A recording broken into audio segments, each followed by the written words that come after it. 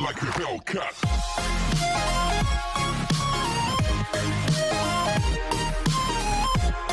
Mais um vídeo aqui no canal, galera. Esse vídeo aqui, galera, eu tô mostrando a jangada do pescador Léo, a qual praticamente era uma jangada que a gente fez há 4 anos atrás. E eu vou estar aqui mostrando o antes e o depois dela. A gente finalizou a jangada do pescador Léo e por causa da chuva a gente não conseguiu terminar ela no prazo. Passou praticamente uns 3 meses ainda aqui no estaleiro. Uma coisa que poderia ser feito em menos de semana. Acredito em 3 semanas, 2 semanas a gente finalizava ela. Mas por causa da chuva não deu muito para terminar. Mas eu vou estar apresentando aqui a jangada, galera.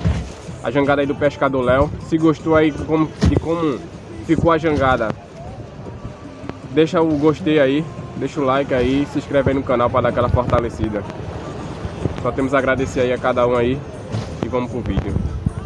E aí, galera, essa aqui é a jangada Vitória. A gente finalizou aqui mais uma jangada aqui. A jangada que a gente tava reformando.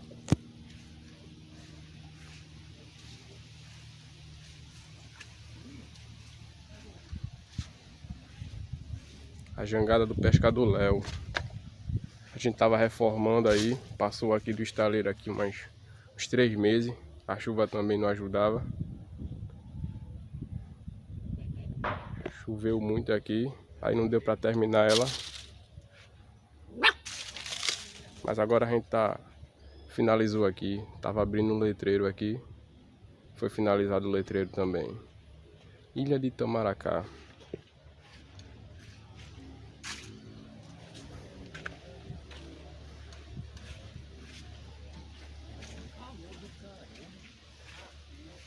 Só esquentou de vez mesmo.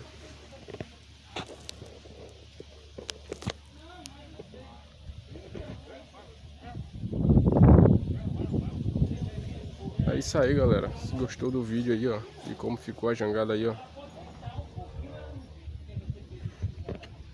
deixa o like aí, se inscreve aí no canal aí, Jangada Estaleiro Oficial, Jangada Vitória,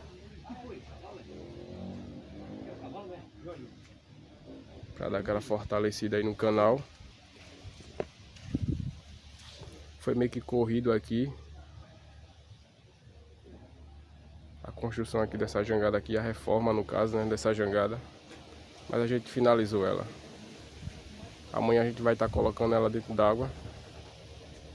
E eu vou estar apresentando aqui no canal aqui essa jangada dentro d'água.